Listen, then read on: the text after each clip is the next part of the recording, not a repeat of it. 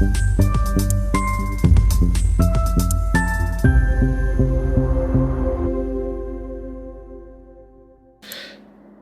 मित्रांनो, उबाठा गटाचे विश्वप्रवक्ते संजय राऊत यांनी मागे एकदा विधान केलं होतं की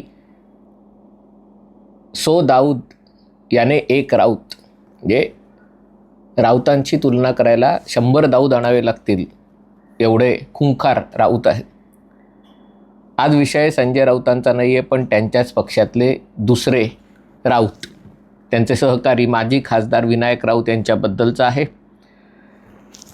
विनायक राऊत यांची सून गिरिजा राऊत यांनी राऊत कुटुंबियांवर गंभीर आरोप केलेले आहेत. प्रकरण घटस्फोटाचं आहे आणि त्यामुळे मी व्हिडिओ करताना अतिशय संयमित भाषा वापरणार आहे, कारण कल्पना आहे की जेव्हा घटस्फोटाचं प्रकरण असतं तेव्हा पोटगीसाठी किंवा इतर काही गोष्टींसाठी आरोप केले जातात, पण इथे फक्त आरोप करण्याचा प्रश्न नाही आहे. गिरिजा राऊत यांनी ठाण्याच्या कापूरबावडी पोलीस स्टेशनमध्ये तक्रार दाखल केलेली आहे आणि तक्रार अशी आहे की मूल होत नाही म्हणून राऊत कुटुंबियांनी गिरिजा राऊत यांचा छळ केला. त्याच्यासाठी तांत्रिक, आणि तो तांत्रिक कोण आहे तर फिरोज खान, आणि त्या फिरोज शेखला पोलिसांनी अटक केलेली आहे, कुडाळमधून अटक केलेली आहे. आणि गिरिजा राऊत यांचं म्हणणं आहे की विनायक राऊत आणि कुटुंबीय मूल होण्यासाठी, म्हणजे त्यांना नातवंडांचं मुखदर्शन करायचं असल्यामुळे वेगवेगळ्या गोष्टी अघोरी प्रकार केले जात होते. याच्यामध्ये वेगवेगळ्या बाबांकडे घेऊन जायचे, जिवंत कोंबडा अंगावर न उतरवायचे, मांसाचे तुकडे अंगावर न उतरवायचे, तांब्याची तार अंगावर न उतरवायचे, कणकेच्या बावल्या, अंगावरील न धुतलेले कपडे, डोक्यावरचे केस तोडून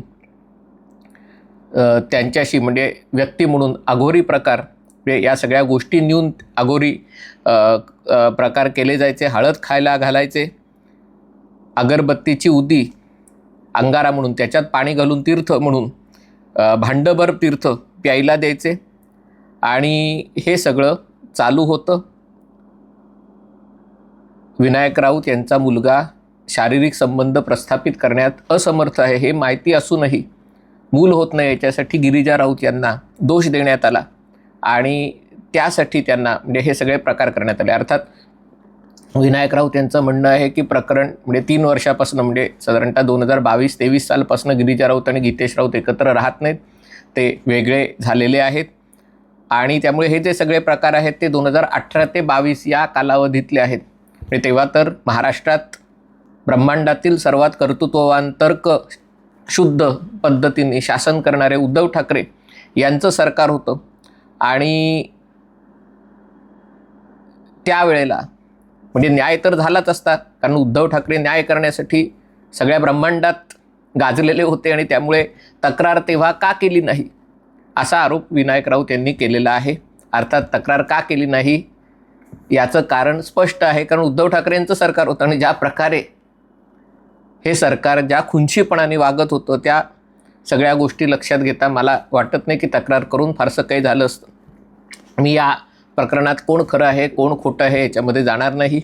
आणि जरी गिरिजा राऊत यांचं म्हणणं खरं असलं आणि झालेले प्रकार खरे असले तरी पुढे काही होणार नाही, कारण महाराष्ट्रातली राजकारणापलीकडची मैत्री अशा गोष्टींमध्ये शक्यतो अशा हस्तक्षेप करत नाहीत, आणि त्यामुळे राजकीय नेत्यांना वैयक्तिक आयुष्यातल्या गोष्टींसाठी कधी अटक केली जात नाही, शिक्षा केली जात नाही, हा इतिहास आहे, आणि त्यामुळे त्याच्याबद्दल न बोललेलं बरं. पण या निमित्ताने मला जो मुद्दा मांडायचा आहे तो राऊत कुटुंबियांबद्दल नाही आहे, तो उबाठा सेनेबद्दल आहे. कारण जेव्हा महाराष्ट्रामध्ये शिवसेनेमध्ये फूट पडली, एकनाथ शिंदे 40 आमदारांना घेऊन त्यांनी स्वतःचा गट स्थापन केला, आमचाच गट हा खरा पक्ष आहे असा दावा केला, त्याला एका प्रकारे मान्यताही मिळाली, पक्षाचं चिन्ह, नाव, सगळ्या गोष्टी एकनाथ शिंदेंना मिळाला. पण तेव्हापासून जे आरोप उद्धव ठाकरे आणि त्यांच्या सहकाऱ्यांकडनं केले जात आहेत ते असे आहेत की एकनाथ शिंदे हे जादूटोणा, करणी, अघोरी मंत्र, तंत्र, जप या सगळ्या गोष्टी करतात. गुवाहाटीला आमदारांना घेऊन गेले होते, तिथेही अघोरी प्रकार करण्यात आले, रेड्याचा बळी देण्यात आला होता.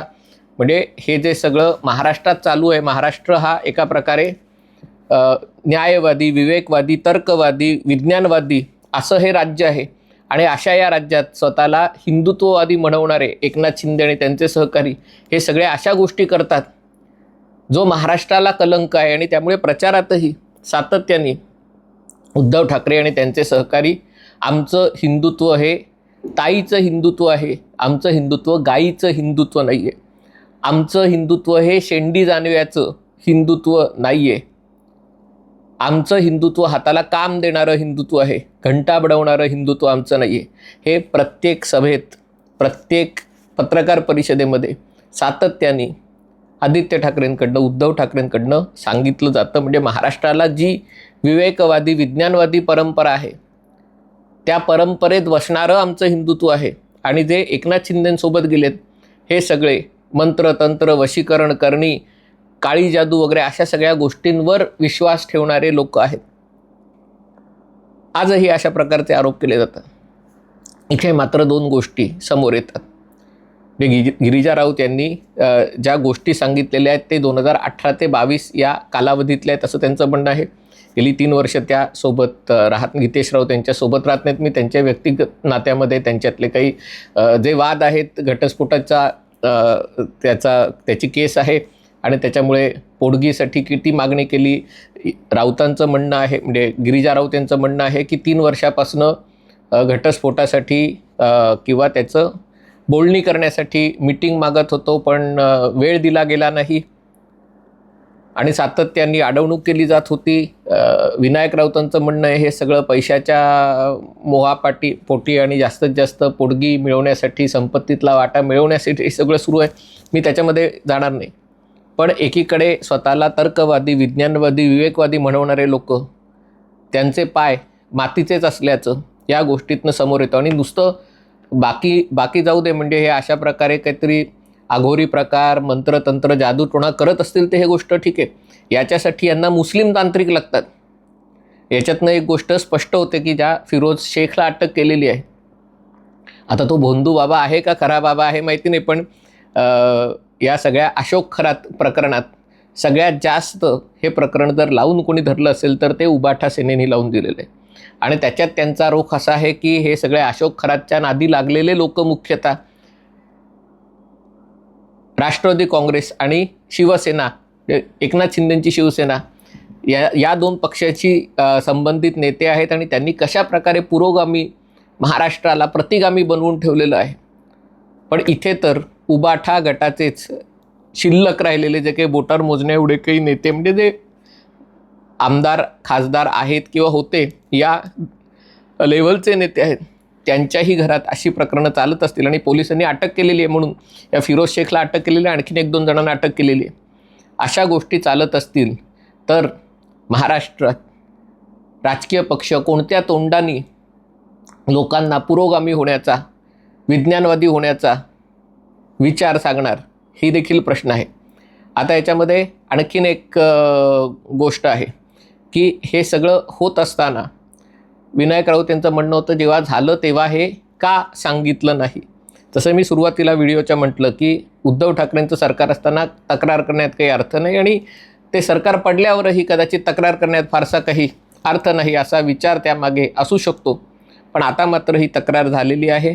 त्यांचे जे वैयक्तिक विषय आहेत ते दूर ठेवून असे जर गोष्टी घडल्या असतील तर पोलिसांकडनं किमान या बाबींचा तपास करून हे जे भोंदूगिरी समजा चालू असेल, आघोरी प्रकार केले जात असतील तर त्याच्यावर कठोरात कठोर कारवाई होणं अपेक्षित आहे.